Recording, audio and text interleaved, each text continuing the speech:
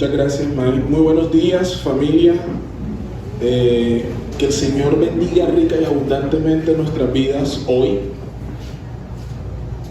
Hoy vamos a continuar con la serie de exposiciones que hemos tenido respecto a las Escrituras y la centralidad de ellas en nuestras vidas. Ahora, hoy nos vamos a sumergir cómo la Biblia debe estar centrada en las familias. En lo personal, ¿cómo la Biblia debería estar centrada en mi hogar? ¿Usted quiere que la palabra de Dios sea el fundamento de su casa? Entonces, si eso es así, acompáñenme esta mañana, no a una triste historia, sino a la historia del Señor, para que juntos podamos ver lo que Dios tiene por decirnos en nuestros hogares.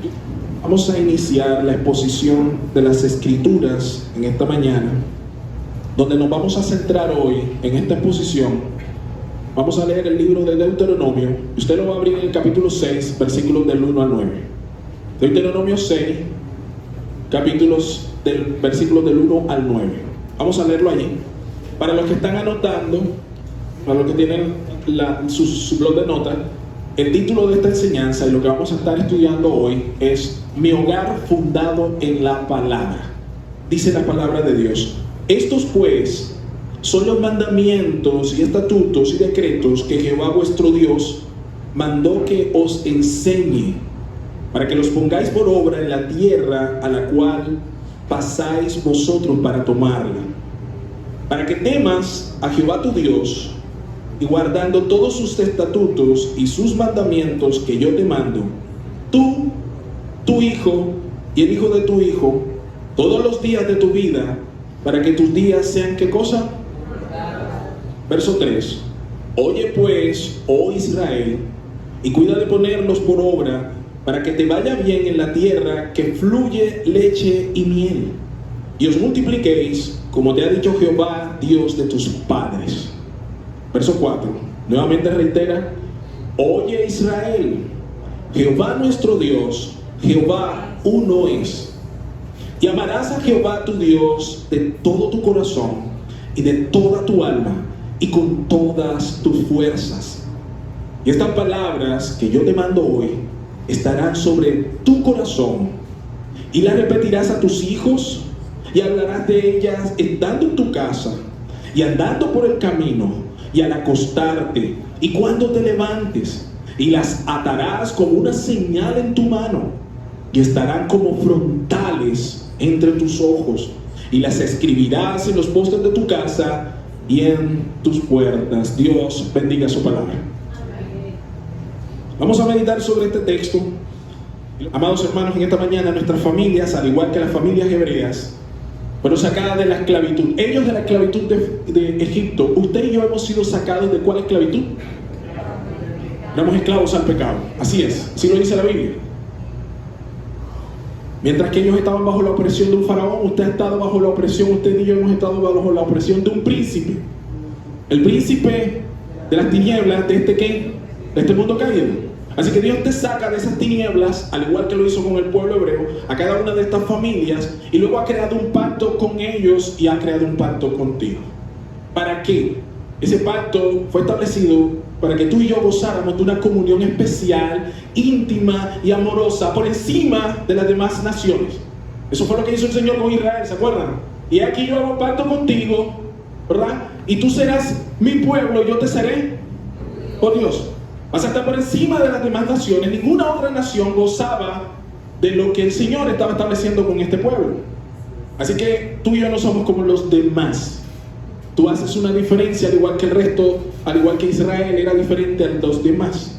Entonces, en la mañana de hoy me propondré compartir con ustedes 3 aspectos donde vamos a notar cómo el Señor tiene un propósito, primeramente, con cada familia de la tierra, y en particular con sus familias escogidas. ¿Usted sabe que Dios ha escogido familias? ¿Usted sabe que usted es escogido del Señor? Entonces vamos a ver cuál es el propósito de Dios con la familia. Segundo, estaremos viendo cómo las Escrituras son el centro para cumplir ese propósito. Diga conmigo, hay un propósito. Las Escrituras son el medio para alcanzarlo. Y tercero, vamos a ver cuáles son los peligros y los riesgos cuando un hogar, una casa, una familia no toma la palabra como su fundamento. Esas tres cosas las vamos a ver en esta mañana con el favor de Dios. Y empecemos, por favor, con el primer punto. El propósito de Dios con la familia. Si usted está anotando, anote. Este es el primer punto. El propósito de Dios con la familia, el cual viene acompañado con un gran galardón, con un grande galardón. ¿Sí se acuerda cómo terminamos leyendo el Salmo 19 en el versículo 11 que dice que tu palabra me amonesta y en ella encuentro ¿qué cosa? Galardones. ¿Y qué galardón, amado?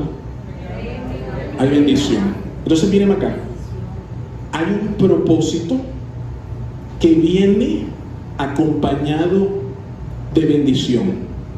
La bendición no es un propósito.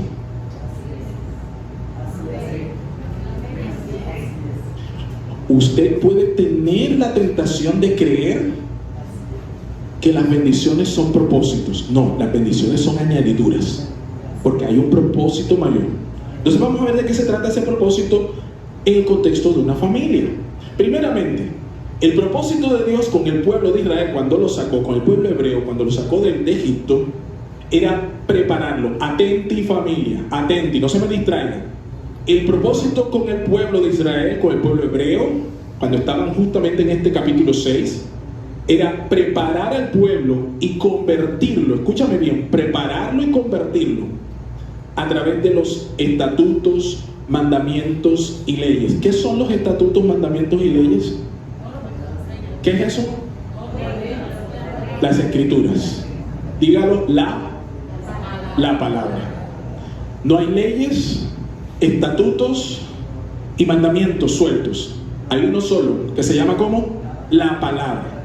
Entonces, escúchame bien, el propósito de Dios con el pueblo era prepararlo y convertirlo a través de la palabra, que son las leyes, los estatutos y los mandamientos, en un pueblo de sacerdotes. ¿O qué es un sacerdote?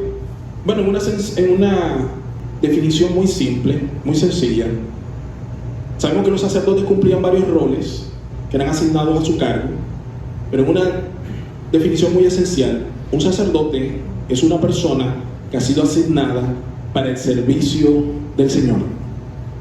Ellos hacían muchos oficios, ¿verdad?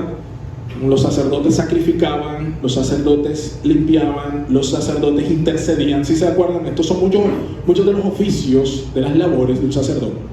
Pero la principal característica de un sacerdote era que era escogido para y por el Señor. ¿Se entiende? Entonces, ¿qué estaba haciendo Dios con Israel fundamentalmente? No era llevarlo a la tierra prometida. La tierra prometida era una ¿qué? Una bendición. Ese no es un propósito, ese era un galardón. ¿Cuál era el propósito? Ahora lo vamos a ver. Vamos a ver Éxodo capítulo 7, versículo 16. Y mi hermana Elvia, que va a ser mi cómplice en esta mañana, ella va a pilotar. Va a tomar Éxodo capítulo 7, verso 16. Y luego vamos a ver el capítulo 8 de ese Éxodo, versículo 1. Y te voy a ir diciendo las otras citas. ¿Qué dice Éxodo capítulo 7, verso 16 que está allí? Léalo, por favor. ¿Qué le dice? ¿A quién le está hablando Moisés allí? ¿Y qué le está? ¿Cuál es el mensaje que le da? Deja ir a mi pueblo, punto. Ok. ¿Qué era lo que tenía que hacer él? Dejarlo ir. Ahora el Señor le anuncia la razón. ¿Y la razón que viene siendo? El propósito. ¿Cuál es el propósito según ese texto de la liberación de Israel? Para que me sirva. ¿En dónde? Muy bien. Capítulo 8, verso 1.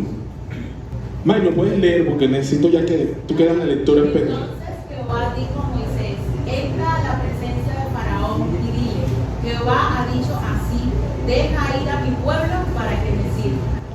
Y ahora ve el versículo 20 de ese mismo capítulo. Jehová dijo a Moisés: levántate de mañana y ponte delante de Faraón. He aquí él sale al río y dile: Jehová ha dicho así, deja ir a mi pueblo para que me sirva. Capítulo 9, versículo 1.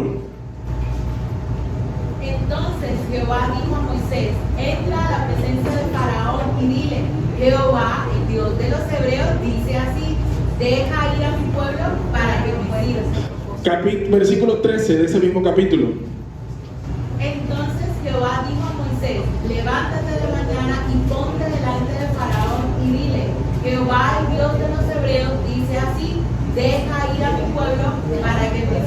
¿Usted ve el patrón? ¿O podemos seguir sacando más citas? Mírenme acá. Si yo le pregunto a los otros que estamos leyendo, ¿cuál era el propósito cuando Dios sacó a Israel de allá? Usted me va a decir que era que iba a la tierra prometida. ¿Cuál era la razón? ¿Cuál era la razón? En otros textos dice, para que me sirva, coman y me adoren este monte. Usted está escuchando, atenta iglesia, atenta iglesia. La tierra prometida era un galardón, era una bendición, no era el propósito. El propósito es primariamente teológico. La razón por la que el Señor liberta a su pueblo, primariamente es para Él. Para que vengan aquí y se gocen conmigo, porque eso es lo que es servir a Jehová. Entrega total, amor y adoración hacia Él, para que vengan y me sirvan, vengan y me adoren. ¿Usted está entendiendo, verdad? ¿Usted está entendiendo? Ahora, usted no lo vio allí, pero yo se lo digo. Cada versículo que leímos estaba en el marco de cada una de las señales que eran las plagas con las que el Señor estaba azotando y humillando a Faraón. Dicho de otra manera, cada vez que había una señal, el Señor le recordaba a Faraón: deja ir a mi pueblo, no para que vengan acá y yo los bendiga, no para que vengan acá y ellos puedan tomar una tierra prometida, no para que sean sanos, no para que sean... No, ¿cuál era la razón? Para que tengan una comunión conmigo. Amén. Para que se recreen con mi gloria y me sirvan a mí. ¿Cómo se llama eso? Sacerdocio. Amén. El pueblo debía ministrar la inmediata presencia del Señor como ninguna otra nación tuvo ese privilegio. Amén. ¿A qué me entiende? Ahora, cuando hablamos aquí de pueblo sacerdotal, esta no es una idea que quedó confinada única y exclusivamente al pueblo hebreo ni al Antiguo Testamento, porque esta idea se va a ampliar y se va a profundizar aún más en 1 de Pedro capítulo 2 verso 9, porque va a ser Pedro, un versículo que usted conoce, que seguramente se lo sabe de memoria, que va a afirmar lo siguiente: mas vosotros sois. ¿Quién es vosotros y a quién les están hablando? Señálenlo para tener más claridad. Está hablando contigo, ¿verdad? Está hablando contigo. Entonces mira lo que dice Pedro acerca de ti y de mí, refiriente al pueblo de Dios particularmente. Dice: mas vosotros sois. ¿Qué sois? Uno, linaje escogido. ¿Y qué luego dice? Real, ¿qué? Sacerdocio. Y luego agrega: nación santa, pueblo adquirido por Dios. Y si es adquirido, escúchame iglesia, escúchame, haz la pausa ahí. Si es adquirido, significa que ya tú no vives para ti. No vivimos para nosotros mismos, vivimos para quien nos adquirió. ¿Cómo estábamos antes? Esclavos. Y ahora hemos sido adquiridos ¿para quién?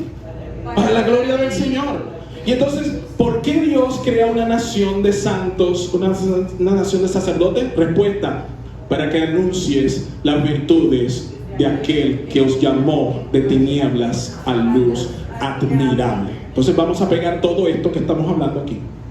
Pastor, pero es que ahí dice pueblo, yo no leo familia. Vamos hacia acá. La conducta de entrada primaria. Las familias están compuestas por individuos. Los individuos se unen y forman familias. Las familias forman núcleos más complejos que se vuelven ¿qué? Comunidades. Y la suma de comunidades generan ¿qué cosa? Pueblos. Dicho de otra manera, Dios no está levantando pueblos. Él está levantando un pueblo escogido, uno de muchos hijos. Y cada uno de esos que hacen parte de ese pueblo conforman familias que tienen el llamado de ser sacerdotes de Jehová. 24 horas del día, 7 días de la semana. Tú, tus hijos y los hijos de tus hijos, para formar una nación que honre al Dios vivo y permanente. Ese es el propósito. Usted se da cuenta que Dios lo repitió no una, no lo repitió dos, ni siquiera tres. Sabemos, estudiando las Escrituras, que una de las maneras en las cuales Dios quiere enfatizar una enseñanza, ¿qué hace Dios? La repite. Por eso dice la Biblia que Dios es santo. ¿Por qué la reiteración? Porque quiere hacer énfasis. Dios no solo es santo, Él es santo, santo. Y no solamente lo dice Él, lo cantan los querubines cuando lo vieron, lo hablamos nosotros. Esta es una reiteración porque Dios quiere dejar en claro que Él no estaba sacando gente solo para bendecirla.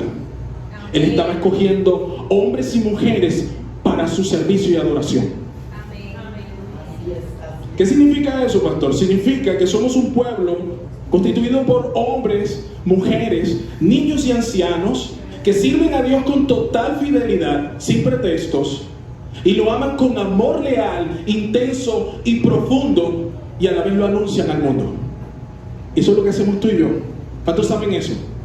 Y nuestra familia ha sido llamada para ese fin, para este propósito. Ahora Dios lo hace personal. Vaya conmigo al verso 2 de nuestro texto. Mira lo que va a decir el Señor en el versículo 2 de este capítulo 6. Lo primero que arranca el texto diciendo en ese verso 2 es: para que temas a Jehová, ¿qué? Para que temas a Jehová tu Dios. Eso significa, pastor, no es miedo lo que está diciendo el Señor. Para que temas habla de temor reverente. ¿Qué es ese temor reverente, pastor? Es una devoción.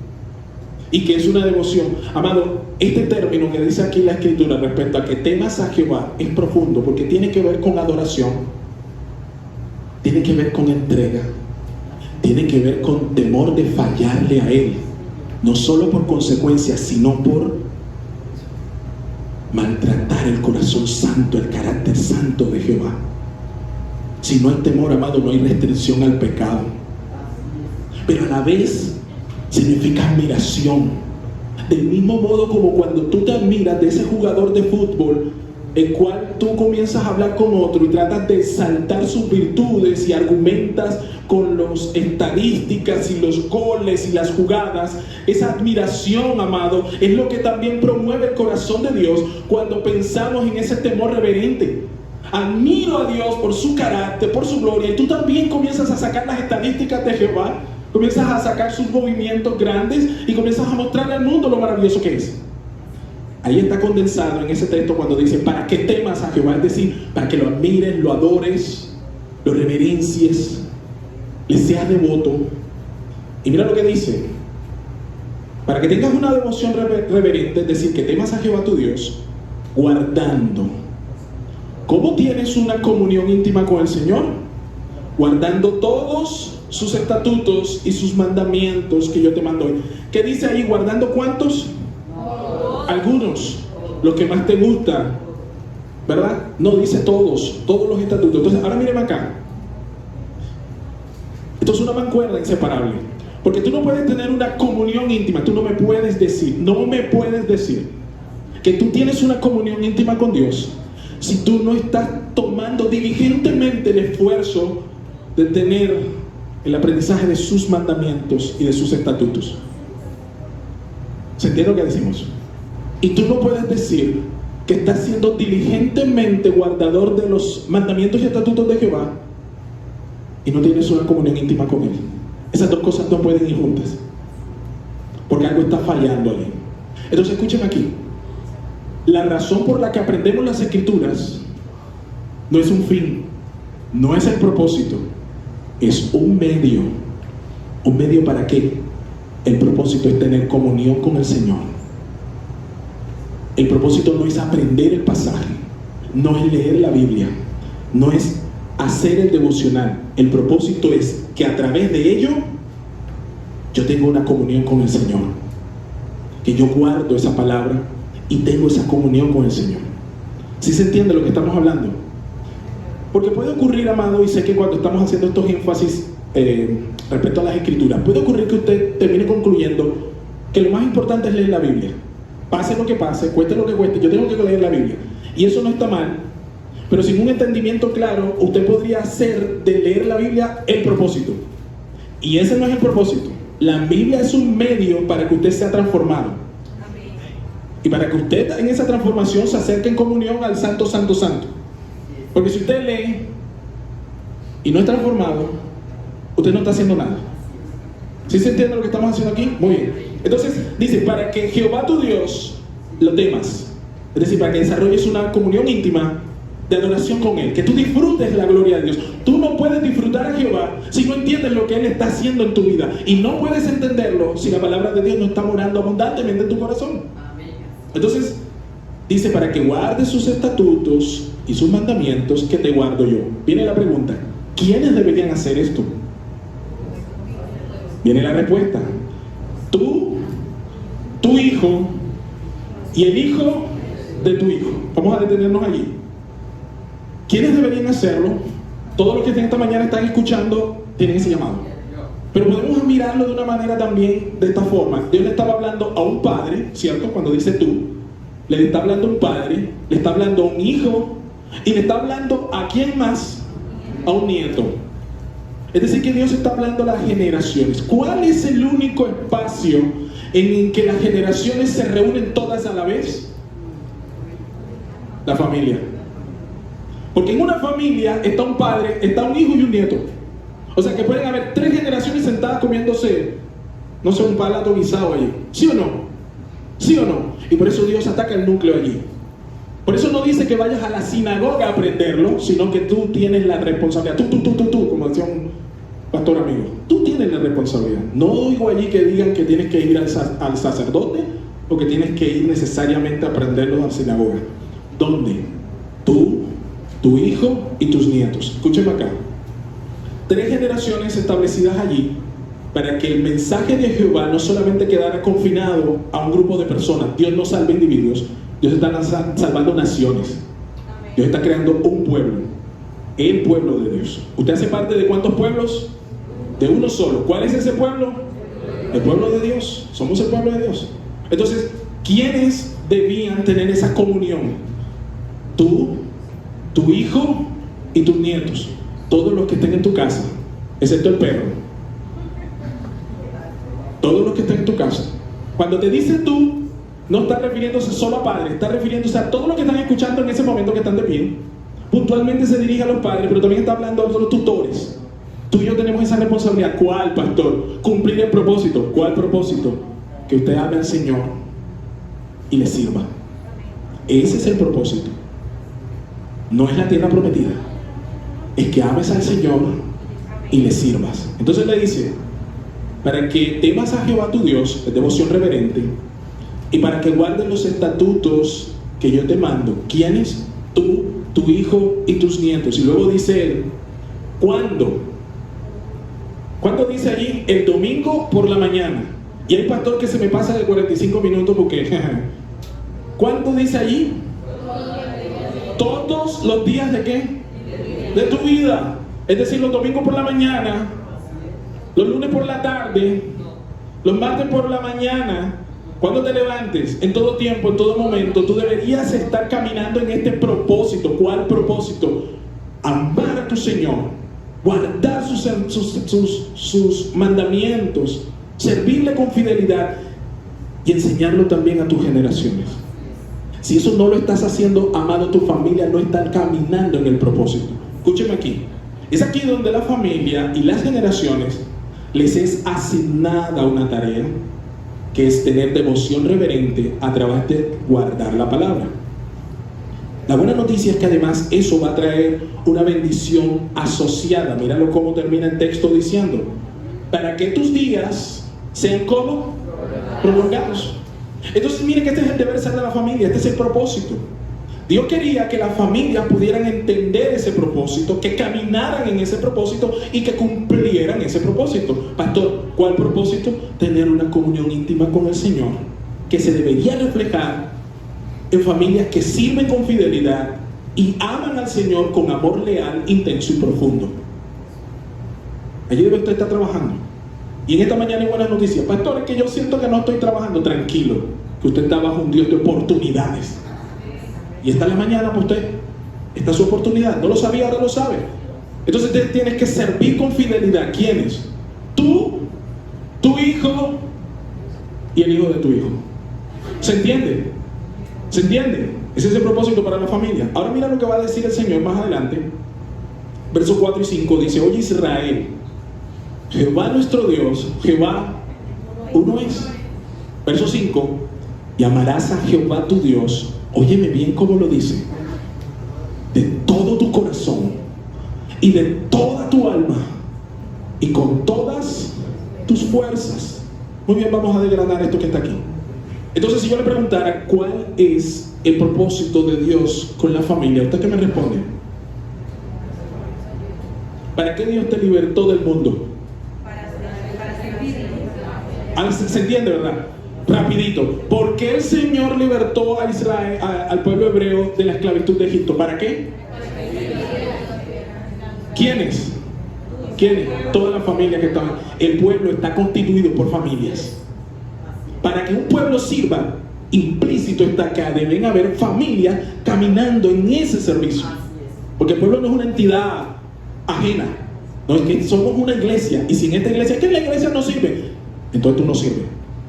¿Se está entendiendo? Entonces, ¿cuál es el propósito de la familia? En el Señor. ¿Por qué Dios te sacó del mundo? Te liberó de la opresión del pecado y de la opresión de Satanás. ¿Para qué?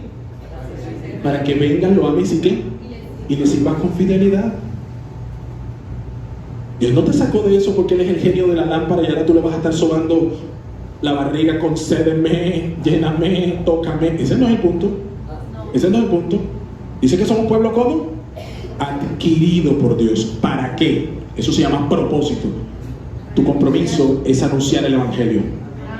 Y en el proceso tú debes vivir y someterte a ese Evangelio. No hay más. Es simple, lo que no significa que sea fácil, pero sí es simple. No le metas más inventos, hermano. No se enrede más la vida, que ya esto es bastante complicado. Es simple, pero es difícil de hacer. Y ya vamos a ver por qué. Entonces el mandato aquí es que Dios le está diciendo al pueblo, escucha. En hebreo, esta palabra, oye Israel, usted lo conoce, no voy a profundizar en eso por factores de tiempo, pero esto en hebreo es el Shema. Y eso es sumamente importante para los hebreos y tendría que serlo también para nosotros. El Shema significa una escucha con alerta. ¿Qué es la diferencia de oír cuando usted está oyendo el Spotify y va conduciendo? Esa no es una escucha alerta. Usted tiene ruido blanco ahí haciéndole compañía. ¿Sabe cuándo es una lucha alerta, una escucha alerta? Cuando usted dice, espérame, que cuando yo te llame, entonces tú, ahí usted cómo queda, atento, usted queda en alerta y entonces está pendiente de ¿qué? De una llamada. Eso es una escucha ¿cómo? Con atención, con alerta. Y eso es lo que hace el pueblo aquí cuando la palabra dice, oye Israel, es decir, escucha con alerta. Porque algo va a suceder, porque de eso va a depender otra cosa. Ese es el Shema. Dice, escucha Jehová nuestro Dios, Jehová es uno. Aquí es donde los unitarios agarran este texto normalmente para decirle, ¿te viste? La Biblia dice que no es ninguna trinidad, es uno solo. Ay, Señor Jesús, qué largo camino contigo, qué largo camino. No está hablando allí, ese texto no pretende hablar de la Trinidad. De lo que está hablando en ese contexto es que el Señor les está diciendo, yo quiero que me sirvan única y exclusivamente ¿qué? A mí. Yo no comparto con nadie. Yo soy Dios celoso, soy uno solo, no quiero otros dioses. Y si escoges vivir para mí, no voy a compartirte con nadie. ¿A quién lo entiende? ¿A quién lo entiende? Entonces le dice, ¿y por qué? Viene el versículo 5, porque me vas a tener que amar con todo tu corazón, con toda tu alma y con todas tus fuerzas. Mi amado, ahí no hay espacio para más nadie, ni para más nada. Con todo tu corazón, con toda tu alma y con todas tus fuerzas. Este es el gran mandamiento. Entonces, ahora miremos aquí, la palabra corazón. Miren, cuando usted escucha corazón, tenemos que entender que hay una connotación distinta. La palabra corazón que estamos leyendo acá es diferente a la manera en la que nosotros entendemos corazón. ¿Por qué? Porque occidentalmente hablando, nosotros entendemos el corazón como el lugar donde se alojan los sentimientos. Y eso es lo que usted podría interpretar, pero el hebreo no habla del corazón en ese sentido. Para los hebreos, el corazón representaba el todo, el ser del hombre, incluyendo su pensamiento y su voluntad. Entonces cuando Dios dice, me vas a amar de todo corazón, no está hablando de sentimientos. Lo que Dios está hablando es que tú vas a entregar todo lo que eres. ¿Es todo o ya no es nada? Dios, Jesús, cuando fue a la cruz del Calvario, siempre lo digo de esta manera, Jesús no sacrificó una mano. Él no crucificó un brazo. Él no crucificó una pierna. La Biblia dice que Él se crucificó todo. Y que no fue que botó un poquito de sangre. Medio litro. ¿Qué dice la Biblia? Todo. Hasta tal punto que cuando fue traspasado, dice la Biblia que ya ni siquiera salía sangre. ¿Usted entiende? A Cristo le costó todo. ¿Por qué tú te vas a entregar a medias partes? La Biblia no dice que vas a amar al Señor con lo que te quedó del resto de la semana laboral. La Biblia no dice que vienes aquí a que el Señor te levante del naufragio de la semana. No, tú tienes una vida con Cristo, vienes a gozártela con Él en la iglesia. Si no la tienes, entonces Dios te redime. Pero si ya estás redimido, tú vienes a gozarte con los santos. Pastor, que vengo con problemas. Evidentemente aquí va a venir la palabra del Señor para tu vida, a transformarte. Pero no hay medias aguas. Así que el corazón representa toda la voluntad y el mandato es este. Tú debes amar al Señor con un amor leal, escríbalo, intenso y profundo. Amor leal, intenso y profundo. Míreme acá. Un amor leal hace referencia de que nadie más compite con ese amor. Nadie más compite con ese amor. Ahí no hay lugar para esposa, para esposo, para hijos, ministerio, equipo de fútbol. No hay espacio para nadie más. No hay espacio para nadie más. Porque usted no dice amén. Dígalo así, sea por fe, aunque no lo esté viviendo. Diga amén, Señor, no lo vivo, pero lo quiero. Un amor leal tiene que ver con que nadie compite con ese amor. El amor leal al Señor, no hay espacio para coqueteos con otros dioses. Es que hoy estoy un poquito con Cristo, mañana, ¿ves? Es un amor leal. ¿Alguien me está entendiendo lo que estamos hablando acá? Por eso Dios levantó a un pueblo para que les sirvan, para que conocieran este tipo de amor que ellos no lo habían conocido. En la esclavitud tú no conoces este tipo de amor, tú lo conoces en la libertad. A libertad nos ha llamado Cristo. Solo Cristo puede hacer real este tipo de amor. Yo no lo siento, tú no lo sientes. Nadie en esta sala lo puede sentir, a menos que no le sea dado por el Señor y para el Señor.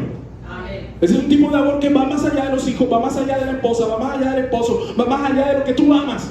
Es un amor leal y además, como característica, dice que es intenso. No se acaba, no se agota, no empalaga. Es intenso. Intenso, pastor, ¿qué significa? Que no tiene restricción. Sin restricción. Sin reserva. Por eso va a usar el texto, la palabra que usa es con fuerza. Dice, llamarás al Señor con todo tu corazón, con toda tu alma. ¿Y qué dice allí? Fuerza. Con tu vitalidad, con toda tu masculinidad, con toda tu feminidad, con toda la fuerza, sin barreras de ninguna clase. Y además de ser leal y de ser intenso, tiene que ser como profundo. Es decir, no puede ser superficial. No es un amor al Señor de apariencia porque me conviene. Estoy viniendo aquí porque me estoy conquistando a la sierva o al siervo. Eso es un amor como superficial. Eso no es profundo. ¿Ves? Viene con motivaciones equivocadas. Un amor profundo es un amor que tiene motivaciones íntegras. Entonces, hemos visto cuál es el propósito de Dios. ¿Se entiende? El propósito es que tú y yo amemos al Señor de manera tan leal, tan intensa y tan profunda que la respuesta natural sea servirlo sin ningún tipo de reserva. Y cuando eso ocurre, tu casa se ve afectada por eso. Eso se tiene o no se tiene. Eso no se simula. Usted puede simular ser religioso. Pero la intensidad, la profundidad, la irresistible gracia de Dios, eso no se simula, amado. ¿Lo tienes o no lo tienes?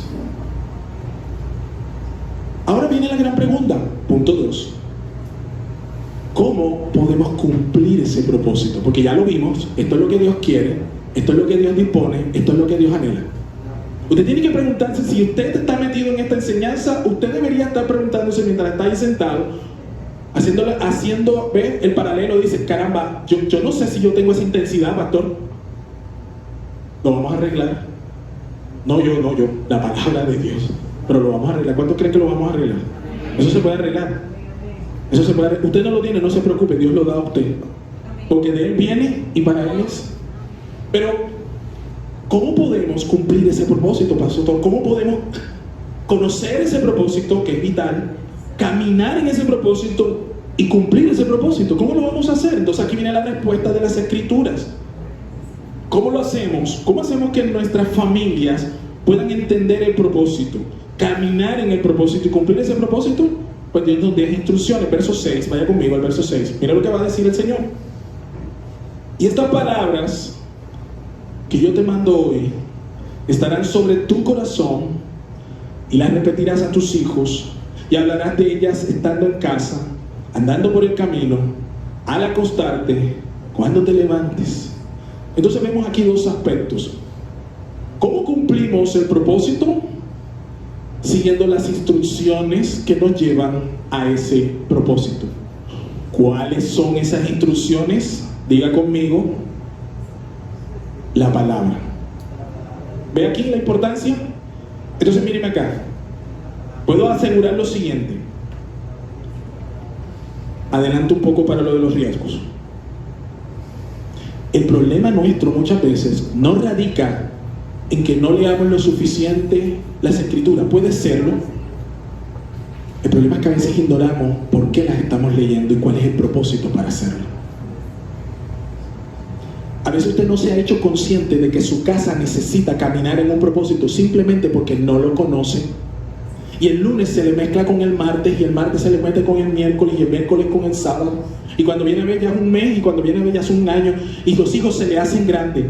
Porque usted no entiende que Dios le está llamando a algo grande. Usted cree que el propósito es leer la Biblia en la noche, ahí con el bostezo, echarse las dos oradas ahí, entre que diga una cosa y la otra, y para adelante, que el día es para allá. Ese no es un propósito, hermano. Ese no es un propósito. Y usted descansa en lo que pueda hacer el pastor el domingo por la mañana, una hora, que es lo que yo me regalan ustedes para predicarles, y ya tienen la cinta prendida, ya están cogiendo el tiempo. Yo cojo una hora, tú tienes 6 días con 23 horas restantes. ¿Qué estás haciendo con eso? Es mi pregunta. ¿Qué estás haciendo con eso? Entonces, ¿cómo lo vamos a lograr, familia? Aquí vemos los dos aspectos importantes que nos declara este verso 6. Dice, estas palabras que yo te mando deben estar ¿dónde? ¿Dónde deben reposar allí? Estamos en el verso 6. ¿Qué dice allí? Estas palabras que yo te mando estarán ¿dónde? Sobre tu corazón. Sobre tu corazón. ¿Dónde deben estar? ¿En el corazón de quién? Señálemelo, por favor. ¿Debe estar en el suyo o en el mío? Ahora viene la pregunta. Ajá, pastor, ¿y eso qué significa? Escuchen. Esto significa que la palabra primero debe hacerse vida en nuestro ser.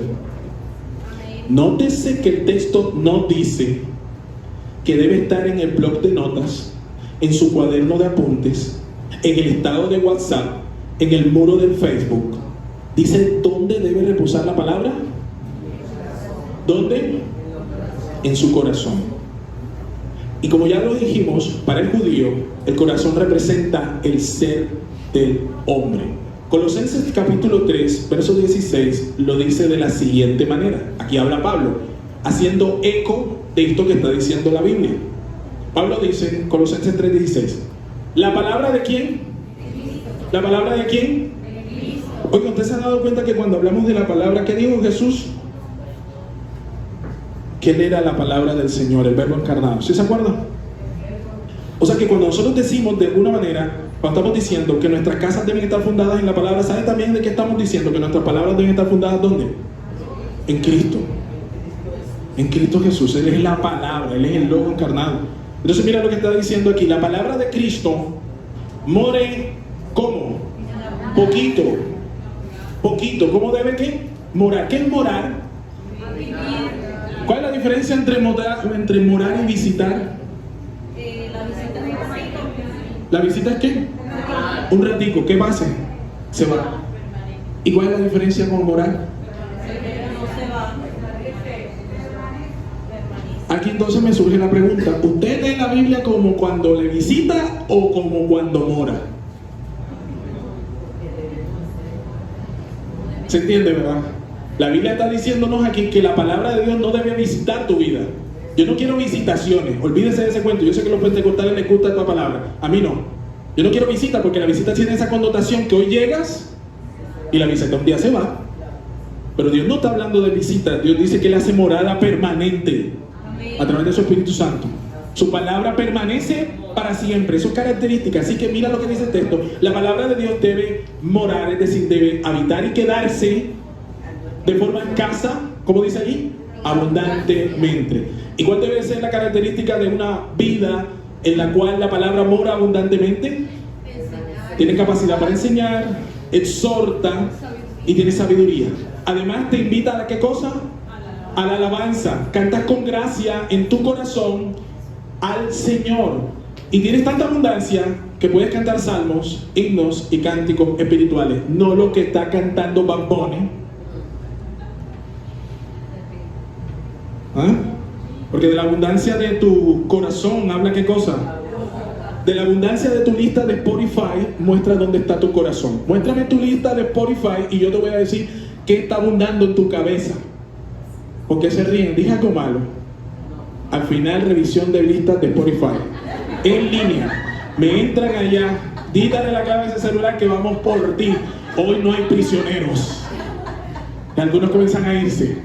Y como en el colegio comienzan a tirar el celular. ¿Y ese de quién es? Ese no es mío. Pero dice tu nombre, dice otro. Míreme acá, la Biblia dice que tú tienes que tener abundante la palabra del Señor para que puedas enseñar. Regresemos al texto. Ahí en el versículo 6. Entonces mira lo que dice. Primero la Biblia tiene que abundar en el corazón de un padre. Un padre no puede instruir si la palabra de Dios no está abundando en él.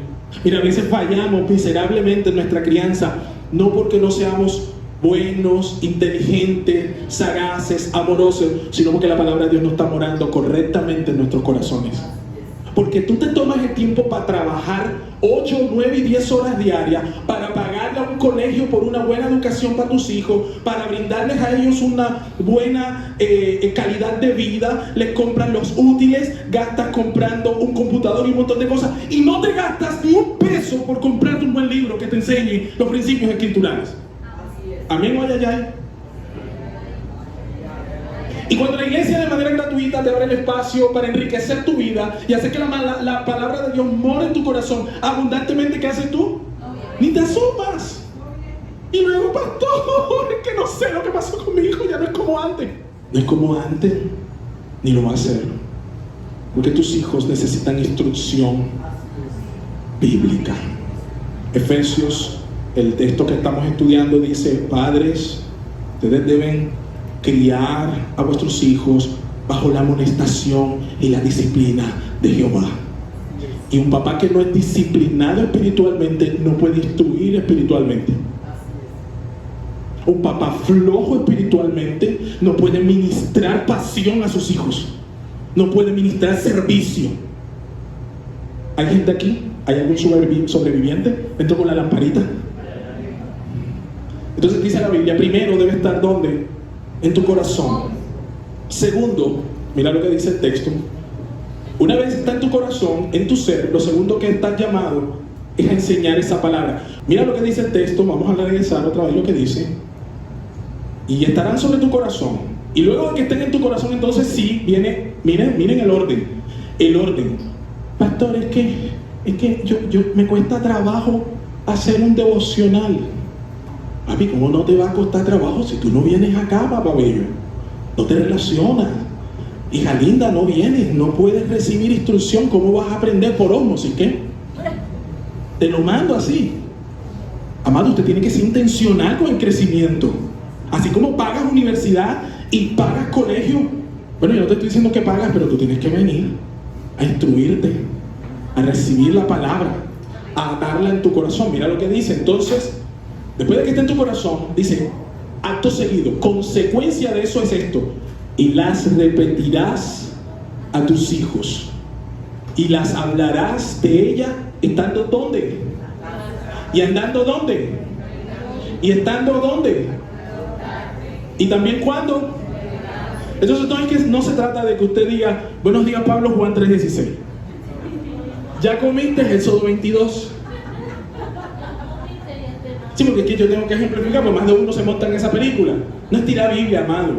Lo que este texto está diciendo es que cuando la palabra de Dios mora tan profundamente en tu vida, porque tú has hecho el ejercicio disciplinado, autoimpuesto, con intensidad y con integridad de comer palabra, la palabra fluye naturalmente. Entonces estoy hablando con Pablo y él me va a decir, papi, pero ven acá, o sea, ¿por qué Israel está tirando el poco de misiles esto? Contéstale. Vaya, pase usted. ¿Me está entendiendo? Tú no tienes sino una opinión. No estamos llamados. Mira que Bilis no nos enseñó. Esto no es de opiniones ni de convicciones. Vamos a la Biblia. ¿Qué dice la Biblia? ¿Cuál es el origen de ese problema? ¿Usted me está entendiendo? Ay, pastor, pero ¿qué eso usted ha leído? ¿A quién le llama el Señor a que instruya? ¿Usted lee ahí qué dice el pastor? ¿A quién le está hablando allí? Señálese. Entonces, ¿cuándo debes enseñar?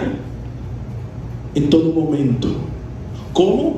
Repitiendo la palabra, hablando la palabra, cantando la palabra, leyendo la palabra, orando la palabra. Y esto me lleva a pensar, ¿cuántos hogares están viviendo esta faceta del Evangelio?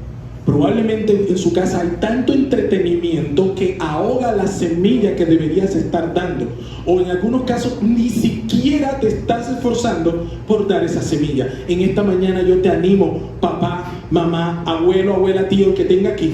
Amado, levántese en el Señor, porque hay consecuencias grandes cuando esto no se hace. Y nuestras familias están sufriendo violencia. Sigo adelante. Tú tienes que aprender la palabra, para pensar la palabra, para cantar la palabra y para orar la palabra.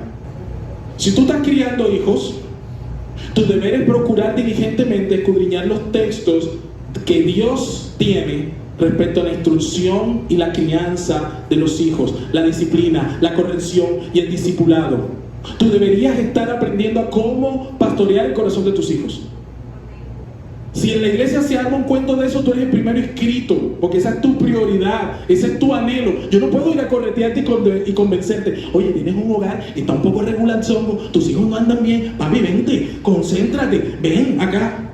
Si estás soltero, tu deber debería ser estar calibrando continuamente tu corazón a la luz de las Escrituras, de tal modo que puedas huir de las pasiones juveniles, exponiendo tu vida a la palabra, para que la palabra de Dios corrija tus motivaciones, para que la palabra de Dios te desafíe al servicio, primero en tu casa y luego afuera de ella, para que la palabra de Dios te haga crecer en la fe y en las buenas obras, porque al final deberías convertirte en un hombre o una mujer conforme a su corazón, conforme al corazón de Dios, para que seas apto para toda buena.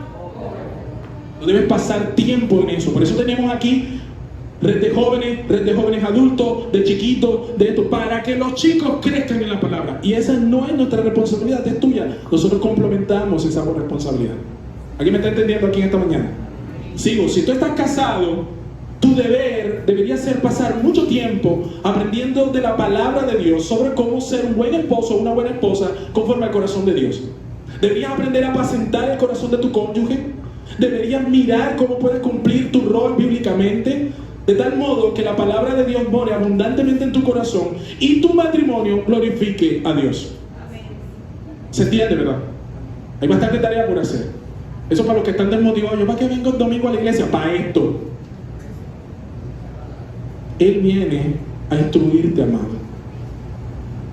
Dice la Biblia, Él adiestra mis manos para la batalla y mis dedos para la guerra. Hay guerra allá afuera, amado. La buena noticia es que aquí en la iglesia usted es adiestrado. Y finalmente dice aquí,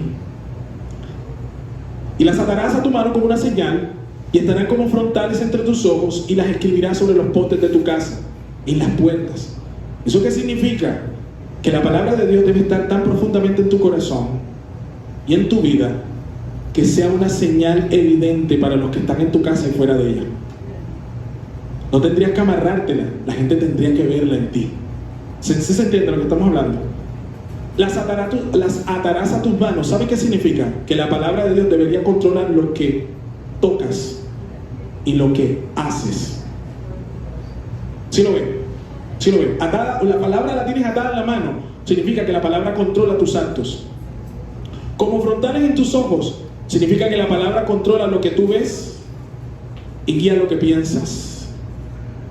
Y las escribirás en los postes de tu casa y en tu puerta. Eso significa que la palabra de Dios debe ser la autoridad de lo que entra y sale de tu hogar.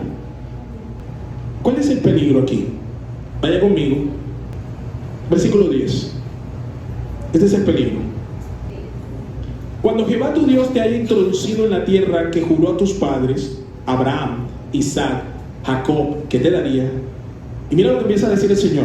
En ciudades grandes y buenas que tú no edificaste, y casas llenas de todo bien que tú no llenaste, y cisternas cavadas que tú no cavaste, y viñas y olivares que no plantaste, luego que comas y te sacies. Miren acá, hay un riesgo. ¿Cuál es el riesgo? Escúcheme aquí. ¿Qué ocurre cuando tú y yo entonces no somos intencionales en guardar la palabra en nuestro corazón, en predicarla en todo tiempo, en todo lugar, al corazón de nuestros hijos? Cuando no somos consistentes en eso, ¿cuál es el riesgo? Ese es el riesgo. La tendencia nuestra es que la comodidad, lejos de brindarnos ocasiones para crecer, la comodidad termina muchas veces desviándonos del propósito. Usted comienza a olvidar cuál es el propósito. Escúcheme acá. Usted puede ver el patrón aquí. Dice: ciudades que tú no edificaste, casas que tú no llenaste, cisternas que no cavaste, viñas que no plantaste, ¿verdad? Hay un patrón aquí. ¿Qué nos quiere decir el Señor con ese patrón? Que las bendiciones y las añadiduras, si bien son tuyas y mías, tú y yo no las producimos. Son dadas por el Señor como parte del propósito. Y aquí es donde viene el detalle, porque el versículo 12 te dice: cuídate. Entonces, ¿cuál es el problema? Que puedes comer y terminar saciado. ¿Saciado de qué? De las cosas del mundo. Y el resultado de eso, familia, cuando tú dejas de leer las escrituras, cuando comienzas a dejar de congregarte, hay un problema. Y es que dice la Biblia: cuídate de no olvidarte. Amado, esto es serio. Tú no puedes olvidarte del Señor en tu vida. Y voy a ponerlo aquí. Hay evangélicos cristianos de hoy tiempo, de este tiempo, que no es que hayan dejado de asistir a la iglesia, pero hace rato dejaron de caminar en el propósito. ¿Usted sabe que usted puede venir a la iglesia sin estar caminando en el propósito de Jehová? ¿Sí lo saben? Escúchenme cómo suena esto. Los primeros síntomas de cuando no se está caminando en el propósito aparecen de forma sutil. No prenden alarmas, pero va minando. Así aparece el primer brote, que es un brote inquietante de pereza para las cosas de Dios. Leer y orar pasan a un segundo plano. Se te comienzan a hacer más difícil tomar ánimo para venir a la iglesia. Piensas en cosas que tienes por hacer y consideras faltar con más frecuencia. En tu corazón ahora los temas materiales toman más y más importancia y urgencia en tu vida. Por tanto, trabajas más, te ocupas más, pero tu ansiedad por el mañana solo haces aumentar. Sin darte cuenta, te secularizas. Entonces el mundo comienza a cohabitar en tu vida y en la de tu casa, trayendo enfriamiento. Esto da paso a discusiones con tu cónyuge que van en aumento. Tus hijos se tornan distantes, ya no conectas con ellos como antes, y puedes ver en sus rostros la incertidumbre y la confusión. En el fuero interior, en tu corazón, sabes que las cosas no andan bien, pero aún crees que las puedes arreglar de algún modo tú solo. Como puedes, cada fin de semana te las arreglas para venir sin pasión a la iglesia y tratar de hacer venir contigo a tu familia. No me diga amén. Yo estoy seguro que algunos de ustedes han sentido esto. Ese es el peligro, familia. Tenemos que estar apercibidos de lo que Dios está haciendo. ¿Cómo podemos evitarlo? Vuelve al principio. Recupera el propósito en tu casa. Hoy lo hemos entendido. Dice la Biblia: y conoceréis la verdad, y la verdad te va a hacer libre. Si tu familia ha ignorado esto, ya tú no lo ignoras. Ya llegó la libertad. Por uno que cree, se levanta todo. ¿Se acuerdan? Por uno. No necesitan mucho más. Por uno que crea. Miren, cuando estaba Satanás tentando a Jesús, él le cita este mismo pasaje. En ese capítulo 4 de Mateo le dice: Satanás, todo esto te daré si postrado me adorares. ¿Y sabe qué le dijo Jesús? Vete, Satanás, escrito está: al Señor tu Dios adorarás y a Él solo servirás. ¿Cómo se llama eso? Propósito. Cuando usted tiene el propósito claro, ni si Satanás le regala los reinos de la tierra, usted no se va a desviar. Cuando usted no tiene el propósito claro, hasta un plato de lentejas parece atractivo. Ponte de pie, vamos a orar.